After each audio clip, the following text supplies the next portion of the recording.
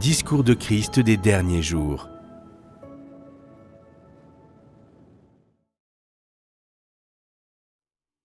Paroles sur la manière de résoudre les tempéraments corrompus. Extrait. Que savez-vous au sujet des changements dans le tempérament ? Les changements de tempérament n'ont pas la même essence que les changements de comportement, et ils sont aussi différents des changements de pratique. Ils sont tous d'essence différente. La plupart des gens mettent particulièrement l'accent sur le comportement dans leur croyance en Dieu, ce qui a pour conséquence que certains changements s'opèrent dans leur comportement.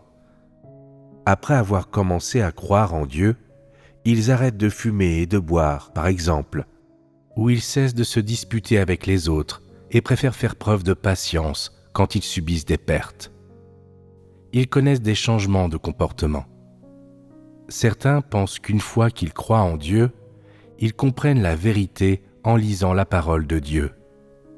Ils font l'expérience de l'œuvre du Saint-Esprit et ressentent une grande joie dans leur cœur, ce qui les rend particulièrement fervents, et il n'y a rien qu'ils ne puissent abandonner ou endurer.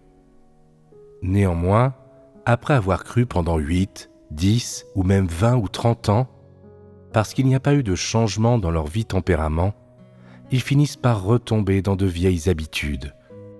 Leur arrogance et leurs prétentions sont de plus en plus prononcées et ils commencent à entrer en compétition pour le pouvoir et le gain. Ils convoitent l'argent de l'Église. Ils envient ceux qui ont tiré profit de la maison de Dieu. Ils deviennent des parasites et des vermines au sein de la maison de Dieu, et certains sont même révélés et éliminés en tant que faux dirigeants et antéchrist.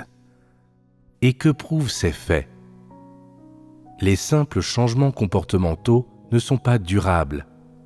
S'il n'y a pas de changement dans les vies tempéraments des individus, alors tôt ou tard, ces individus montreront leur vrai visage. La raison en est que les changements comportementaux ont leur source dans la ferveur. Et quand vient s'y ajouter l'œuvre accomplie par le Saint-Esprit à ce moment-là, il leur devient extrêmement facile d'être fervents ou d'avoir, pendant un court instant, de bonnes intentions. Comme disent les non-croyants, faire une bonne action est facile. Ce qui est difficile, c'est de faire de bonnes actions toute sa vie. Pourquoi les gens sont-ils incapables de faire de bonnes actions tout au long de leur vie ? Parce qu'ils sont par nature malveillants, égoïstes et corrompus. Le comportement de quelqu'un est guidé par sa nature. Ce qu'est sa nature, le comportement qu'il révèle l'est aussi. Et il n'y a que ce qui est révélé naturellement qui représente la nature de l'individu.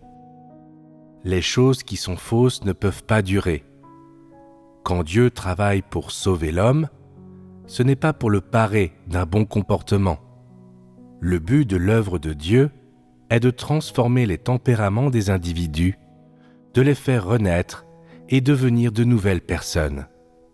Le jugement, le châtiment, les épreuves et l'épurement de l'homme servent tous à changer son tempérament, afin qu'il en arrive à une soumission et à une loyauté absolue envers Dieu et on arrive à l'adorer normalement. C'est le but visé par l'œuvre de Dieu.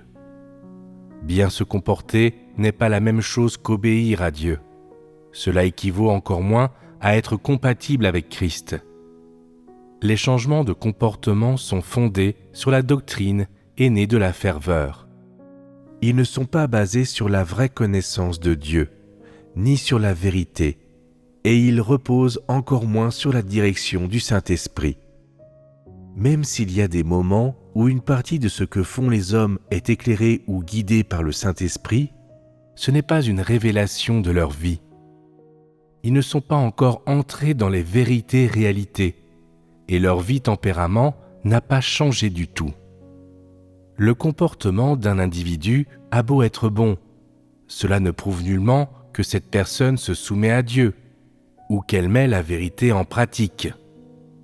Les changements de comportement ne représentent pas des changements de vie tempérament, et ils ne sauraient être comptés comme des révélations de vie. Ainsi, lorsque vous voyez certaines personnes capables de faire quelque chose pour l'Église pendant leur période de ferveur, et même de renoncer à certaines choses, ne les louez pas, ne les flattez pas. Ne dites pas qu'elles sont des personnes qui possèdent la vérité réalité ou des personnes qui aiment Dieu. Dire cela est faux, trompeur et nocif pour elles. Mais aussi, ne refroidissez pas leur esprit. Guidez-les simplement vers la vérité et le chemin de la poursuite de la vie. Ceux qui sont souvent fervents ont habituellement le désir d'avancer et de la détermination. La plupart d'entre eux aspirent à la vérité et sont ceux que Dieu a prédestinés et choisis. Ceux qui ont un cœur ardent et qui se dépensent volontiers pour Dieu sont en général des croyants sincères en Dieu. Ceux qui ne sont pas sincères dans leurs dépenses pour Dieu et qui ne sont pas disposés à faire leurs devoirs ne sont pas des croyants sincères en Dieu. Ceux qui sont tièdes dans leur foi et deviennent facilement négatifs ne peuvent en général pas tenir bon. Quand ils rencontrent une légère difficulté, ils reculent, et quand ils sont confrontés à la persécution et à des tribulations, ils s'enfuient et renoncent à leur foi. Seuls ceux qui ont une grande foi et une grande ferveur peuvent persévérer longtemps, chercher la vérité pour résoudre les problèmes et entrer progressivement sur le bon chemin de la croyance en Dieu. Mais ceux qui ont peu de foi et qui manquent de ferveur ont du mal à suivre Dieu jusqu'au bout. Si une personne adopte de nombreux bons comportements, cela ne signifie pas qu'elle possède les vérités et réalités. Ce n'est qu'en pratiquant la vérité et en agissant selon les principes que l'on peut posséder les vérités et réalités. Ce n'est qu'en craignant Dieu et en s'éloignant du mal que l'on peut posséder les vérités et réalités. Certaines personnes sont enthousiastes, capables de parler de doctrine, de suivre les règles et de faire de nombreuses bonnes actions. Mais tout ce que l'on peut dire d'elles, c'est qu'elles possèdent un peu d'humanité. Ceux qui peuvent parler de doctrine et qui suivent toujours les règles ne sont pas forcément capables de pratiquer la vérité. Même si ce qu'ils disent est correct et semblent dépourvus de problèmes, ils n'ont rien à dire sur les sujets liés à l'essence de la vérité. Par conséquent, quelle que soit leur capacité à parler de doctrine, cela ne signifie pas qu'ils comprennent la vérité, et quelle que soit la quantité de doctrine qu'ils comprennent, ils ne sont pas capables de résoudre le moindre problème. Les théoriciens religieux peuvent tous expliquer la Bible, mais en fin de compte, ils chutent tous, parce qu'ils n'acceptent pas l'intégralité de la vérité que Dieu a exprimée. Les gens qui ont fait l'expérience d'un changement dans leur tempérament sont différents. Ils ont compris la vérité. Ils discernent toutes les questions. Ils savent comment agir en accord avec les intentions de Dieu, comment agir en accord avec la vérité principe, et comment agir pour satisfaire Dieu.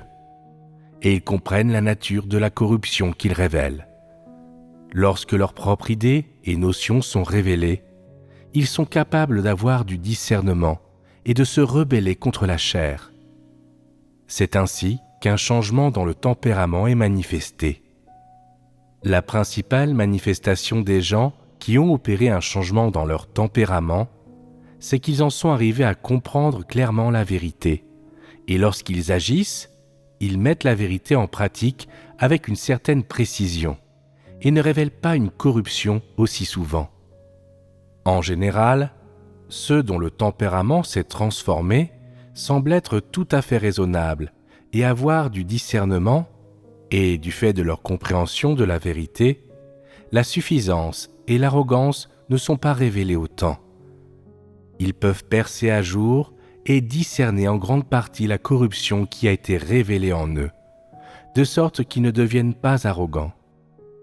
Ils peuvent avoir une maîtrise mesurée de la place qu'ils devraient prendre et des choses qu'ils devraient faire qui sont raisonnables, de la manière d'être consciencieux, de ce qu'il faut dire et ne pas dire, et de ce qu'il faut dire et faire à quelle personne. Ainsi, les gens dont les tempéraments ont changé sont relativement raisonnables, et seuls ces gens vivent vraiment une ressemblance humaine. Parce qu'ils comprennent la vérité, ils sont capables de parler et de voir les choses conformément à la vérité, et ils suivent les principes dans tout ce qu'ils font. Ils ne sont soumis à l'influence de personne, d'aucun événement, ni d'aucune chose, et ils ont tous leur propre opinion et peuvent respecter les vérités principes. Leur tempérament est relativement stable. Ils ne changent pas d'avis comme de chemise, et peu importe les circonstances, ils savent comment faire leur devoir correctement et comment se comporter pour satisfaire Dieu. Ceux dont le tempérament a changé ne sont pas concentrés sur ce qu'il faut faire en apparence pour que les autres pensent du bien d'eux. Ils ont accédé à une clarté interne sur ce qu'il faut faire pour satisfaire Dieu. Par conséquent, en apparence, il se peut qu'ils ne semblent pas aussi enthousiastes ou qu'ils ne semblent pas avoir fait quelque chose d'important, mais tout ce qu'ils font a un sens et une valeur et débouche sur des résultats pratiques. Ceux dont le tempérament a changé sont certains de posséder beaucoup de vérité et réalité, et cela peut être confirmé par leur perspective sur les choses et leurs principes d'action. Ceux qui n'ont pas obtenu la vérité n'ont absolument pas opéré le moindre changement dans leur vie tempérament. Comment parvient-on à un changement de tempérament exactement? Les êtres humains ont été profondément corrompus par Satan. Ils résistent tous à Dieu, et ils ont tous la nature de résister à Dieu. Dieu sauve les gens en transformant ceux qui ont la nature de résister à Dieu et qui résistent à Dieu en personnes capables de se soumettre à Dieu et de le craindre. Voilà ce que signifie être quelqu'un dont le tempérament a changé.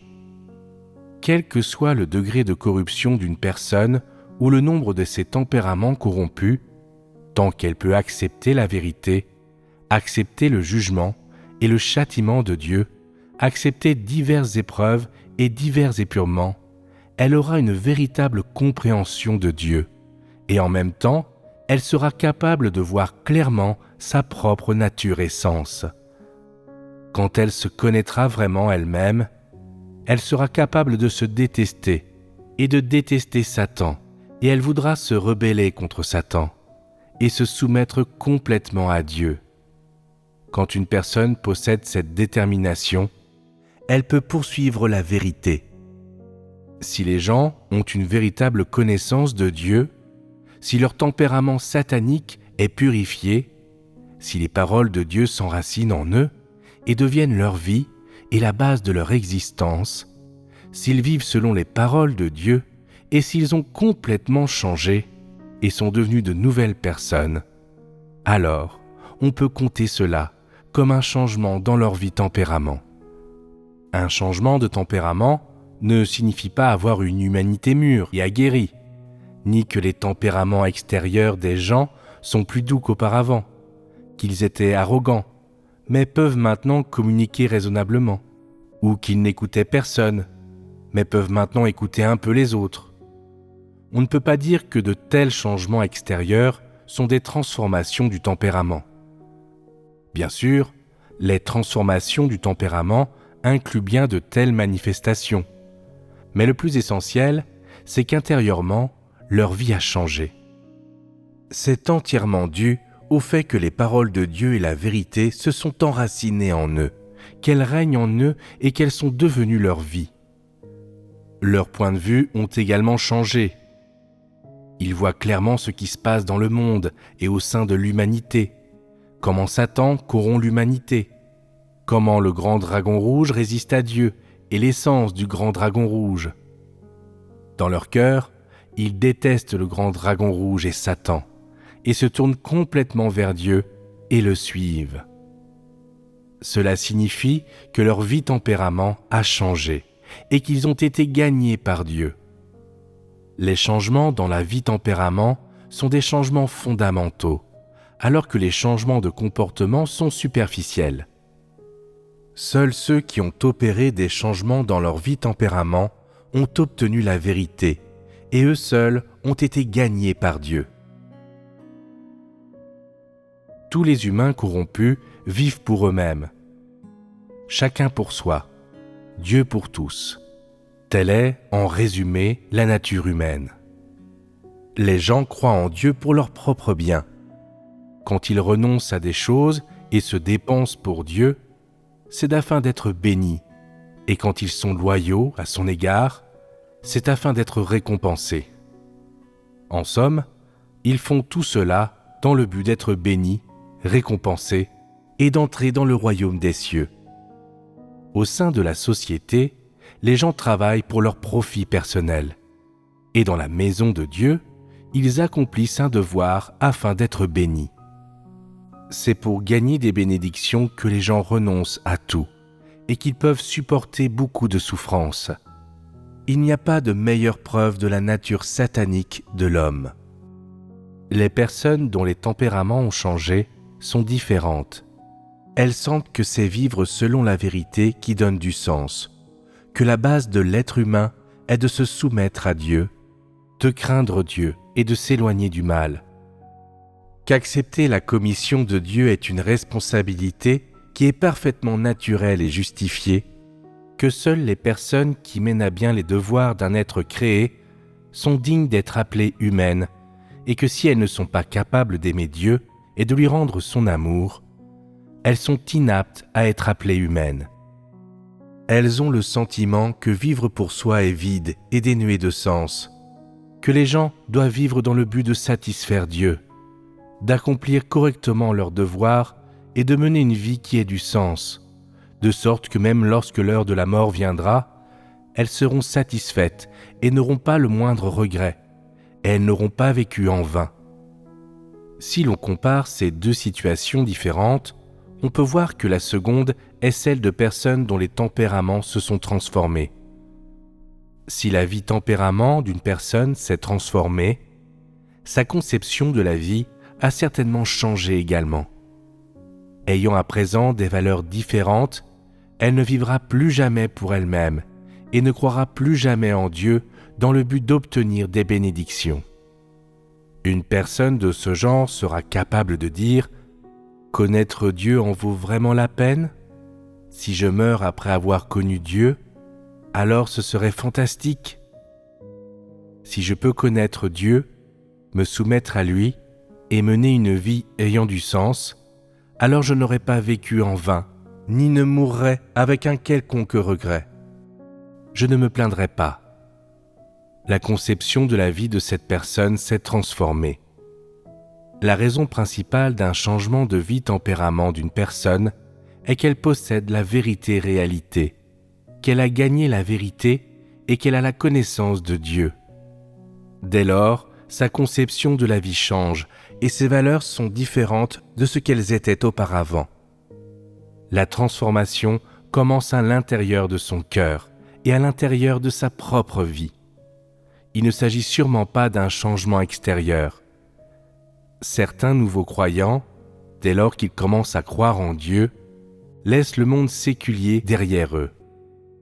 Plus tard, lorsqu'ils rencontrent des non-croyants, ces croyants n'ont pas grand-chose à dire et ils ne contactent que rarement leurs parents et amis non-croyants. Les non-croyants disent « Cette personne a changé ». Les croyants pensent alors « Ma vie tempérament s'est transformée ». Ces non-croyants disent que j'ai changé. Le tempérament d'une telle personne s'est-il effectivement transformé ? Non. Ce qu'elle manifeste n'est que de simples changements extérieurs. Il n'y a pas eu de réel changement dans sa vie, et sa nature satanique demeure enracinée dans son cœur, complètement intacte. Parfois, les gens sont saisis par la ferveur grâce à l'œuvre du Saint-Esprit. Il se peut que des changements extérieurs surviennent et qu'ils accomplissent quelques bonnes actions. Néanmoins, ce n'est pas la même chose que de parvenir à un changement de tempérament. Si tu ne possèdes pas la vérité et que ta vision des choses n'a pas changé, au point même d'être identique à celle des non-croyants, si ta conception de la vie et tes valeurs ne se sont pas modifiées non plus, Et si tu n'as même pas un cœur qui craint Dieu, ce qui est le minimum que tu devrais posséder, alors tu es très loin d'avoir atteint un changement de tempérament. Pour parvenir à un changement de tempérament, le plus important est qu'il te faut poursuivre la compréhension de Dieu et avoir une véritable compréhension de lui. Prends Pierre, par exemple. Quand Dieu a voulu le livrer à Satan, il a dit « Même si tu me donnes à Satan, tu es toujours Dieu. Tu es tout-puissant et tout est entre tes mains. Comment puis-je ne pas te louer pour les choses que tu fais ? Mais si je pouvais te connaître avant de mourir, cela ne serait-il pas mieux ? » Il avait le sentiment que, dans la vie des gens, connaître Dieu était ce qu'il y a de plus important. Après avoir connu Dieu, n'importe quel genre de mort serait acceptable, et n'importe quelle façon dont Dieu s'en occuperait le serait aussi. Il pensait que connaître Dieu était la chose la plus cruciale. S'il n'obtenait pas la vérité, il ne pourrait jamais être satisfait, mais il ne se plaindrait pas non plus de Dieu. Il ne ferait que détester le fait qu'il n'a pas poursuivi la vérité. Compte tenu de l'esprit de Pierre, sa poursuite sincère pour connaître Dieu montre que sa vision de la vie et ses valeurs avaient changé. Son profond désir de connaître Dieu prouve qu'il avait vraiment connu Dieu.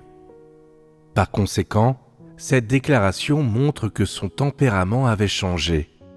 Il était une personne dont le tempérament s'était transformé. À la toute fin de son expérience, Dieu a dit qu'il était celui qui connaissait le mieux Dieu, qu'il était celui qui aimait vraiment Dieu. Sans la vérité, la vie tempérament d'une personne ne peut jamais vraiment changer. Si vous pouvez vraiment poursuivre la vérité et entrer dans la vérité réalité, ce n'est qu'alors que vous parviendrez à un changement dans votre vie tempérament.